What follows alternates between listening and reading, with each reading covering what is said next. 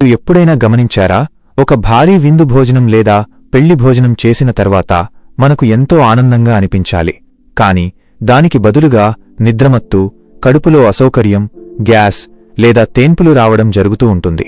మనమనుకుంటాం, అబ్బో ఈరోజు ఫుడ్ చాలా హెవీగా ఉంది, అందుకే ఇలా అనిపిస్తోంది అని.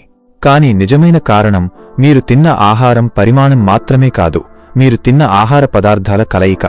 మనలో చాలామందికి భోజనం చేసిన వెంటనే ఒక స్వీట్ తినడమో, లేదా ఒక ఫ్రూట్ సలాడ్ తినడమో, లేదా అన్నంలో పెరుగు వేసుకుని అందులో ఆవకాయ లేదా సాల్ట్ ఉన్న కూరలు కలుపుకుని తినడమో అలవాటు. ఇవి మన నాలుకకు చాలా రుచిగా అనిపించవచ్చు, కాని మన పొట్టలోపల జరిగే రసాయన చర్య మాత్రం వేరుగా ఉంటుంది. చాలాసార్లు మన అనారోగ్యానికి కారణం బయట తినే ఆహారం కాదు, ఇంట్లో మనం తప్పుగా కలిపి తినే అమృతమే విషంగా మారుతుండటం. ఈరోజు మనం మాట్లాడుకోబోయేది ఏదో చాదస్తం గురించి కాదు, లేదా పాతకాలపు నమ్మకాల గురించి కాదు. మన శరీరం లోపల జరిగే జీర్ణక్రియ అనే సైన్స్ గురించి. ఇది విన్నాక మీకు భయం కలగదు, కాని ఒక స్పష్టమైన అవగాహన వస్తుంది. మీరు రోజువారీ తినే ఆహారంలో చిన్న చిన్న మార్పులు చేసుకోవడం ద్వారా మీ ఆరోగ్యాన్ని ఎలా కాపాడుకోవచ్చో మీకు అర్థమవుతుంది. మనం ముందుగా ఒక ప్రాథమిక విషయాన్ని అర్థం చేసుకోవాలి. మన పొట్ట అనేది ఒక మిక్సీ గ్రైండర్ లాంటిది కాదు. మనం ఏది వేసినా, ఎంత వేసినా అన్నింటినీ ఒకేలా రుబ్బేయడానికి. మన పొట్ట ఒక అద్భుతమైన కెమికల్ ల్యాబ్. ఆయుర్వేదం దీనిని జఠరాగ్ని అని పిలుస్తుంది. సైన్స్ భాషలో చెప్పాలంటే ఇది డైజెస్టివ్ ఎంజైమ్స్ మరియు హైడ్రోక్లోరిక్ యాసిడ్తో కూడిన ఒక ప్రక్రియ.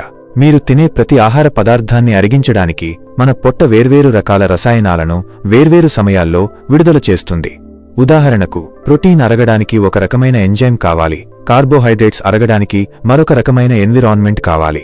కొన్ని ఆహారాలు అరగడానికి అసిడిక్ వాతావరణం కావాలి, మరికొన్నింటికి ఆల్కలైన్ వాతావరణం కావాలి.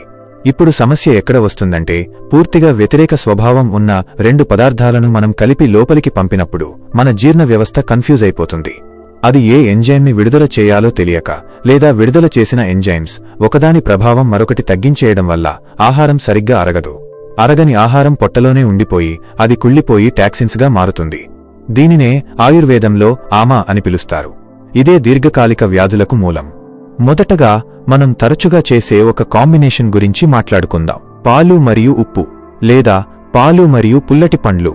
మనలో చాలామందికి బ్రేక్ఫాస్ట్లో పాలతో పాటు సాల్ట్ ఉన్న పదార్థాలు తినడం, లేదా ఫ్రూట్ సలాడ్స్లో పాలు కలపడం అలవాటు.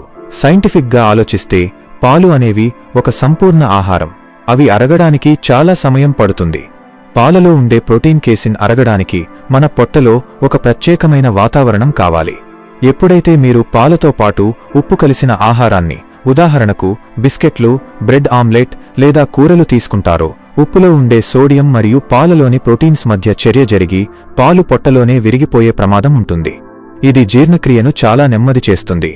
ఆయుర్వేదం ప్రకారం పాలు చలువ చేసే గుణం కలిగినవి, ఉప్పు వేడి చేసే గుణం కలిగినది. ఈ రెండూ కలిసినప్పుడు శరీరంలో నీటి సమతుల్యత దెబ్బతింటుంది. ఇది చర్మ వ్యాధులకు దారితీస్తుందని చెబుతారు. అలాగే పాలతో పుల్లటి పండ్లు అంటే నారింజ, ద్రాక్ష, స్ట్రాబెర్రీ వంటివి కలిపి మిల్క్ షేక్స్ లాగా తాగడం కూడా మంచిది కాదు. ఆసిడ్స్ పాలను గడ్డకట్టేలా చేస్తాయి. దీనివల్ల గ్యాస్, ఎసిడిటీ విపరీతంగా వస్తుంది. పాలను ఎప్పుడూ విడిగా తాగడమే ఉత్తమం, లేదా తీపి పండ్లతో మాత్రమే తీసుకోవాలి. రెండవది మరియు అత్యంత ముఖ్యమైనది, భోజనం తర్వాత పండ్లు తినడం.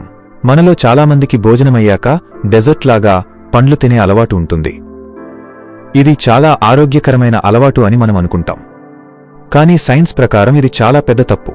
ఎందుకంటే పండ్లు చాలా సులభంగా జీర్ణమయ్యే ఆహారం. అవి పొట్టలో అరగడానికి కేవలం 20 నుంచి 30 నిమిషాలు సరిపోతుంది. కాని మనం తినే అన్నం, కూరలు, పప్పులు అరగడానికి 3 నుంచి 4 గంటలు పడుతుంది. మీరు భోజనం చేసిన వెంటనే పండు తిన్నప్పుడు ఏమవుతుందంటే, ఆ పండు వేగంగా అరిగిపోయి చిన్న పేగుల్లోకి వెళ్లడానికి సిద్ధంగా ఉంటుంది. కాని దాని దారికి అడ్డంగా ఇంకా అరగని అన్నం ఉంటుంది.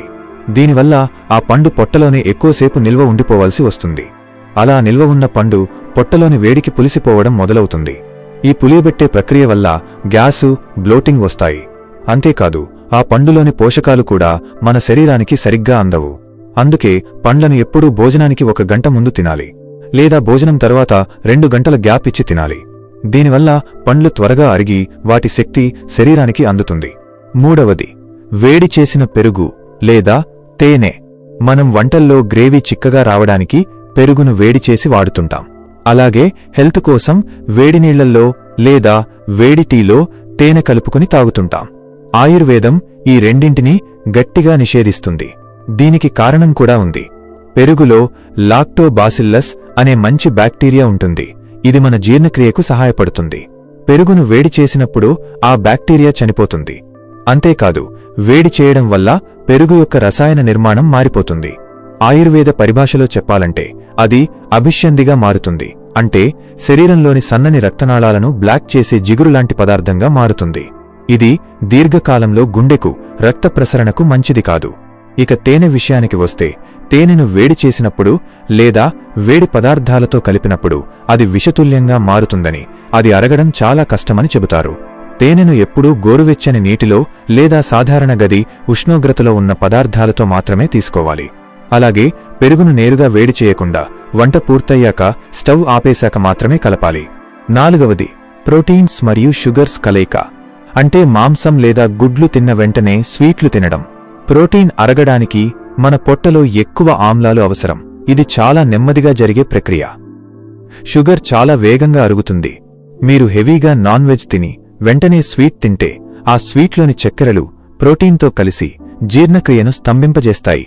దీనివల్ల ఇన్సులిన్ స్పైక్స్ రావడమే కాకుండా పొట్టలో భారీగా అనిపించడం, నిద్రమత్తు రావడం జరుగుతుంది. అందుకే భారీ భోజనం తరువాత స్వీట్స్ తినడం కంటే భోజనానికి ముందే చిన్న బెల్లం ముక్క తినడం మంచిది అని పెద్దలు అంటారు. ఎందుకంటే అది ఆకలిని పెంచుతుంది, కాని జీర్ణక్రియను అడ్డుకోదు. ఇప్పుడు మీకు ఒక సందేహం రావచ్చు, నేను ఇవన్నీ చిన్నప్పటినుంచి తింటున్నాను, నాకేం కాలేదు కదా, ఇవన్నీ నిజంగా పనిచేస్తాయా? ఇక్కడే మన శరీరం యొక్క గొప్పతనం దాగి ఉంది. మన శరీరం చాలా గొప్పది. అది ఎప్పటికప్పుడు సర్దుబాటు చేసుకోవడానికి ప్రయత్నిస్తుంది. మీరు తప్పుడు ఆహారం తిన్నప్పుడు శరీరం తన శక్తిని అంతా ఉపయోగించి ఆ విషాన్ని బయటకు పంపడానికి లేదా దాన్ని మేనేజ్ చేయడానికి ప్రయత్నిస్తుంది. మీరు యవ్వనంలో ఉన్నప్పుడు, మీ జీర్ణశక్తి బలంగా ఉన్నప్పుడు ఈ ప్రభావం వెంటనే బయటపడదు. కాని లోపల మాత్రం డ్యామేజ్ జరుగుతూనే ఉంటుంది. ఒక ఇనుప చువ్వకు తుప్పు పట్టినట్టు అది నెమ్మదిగా జరుగుతుంది. 40-50 ఏళ్లు వచ్చేసరికి అకస్మాత్తుగా షుగర్, బీపీ, చర్మ వ్యాధులు, ఆటో ఇమ్యూన్ డిసీజెస్, కీళ్ల నొప్పులు రావడం మొదలవుతాయి.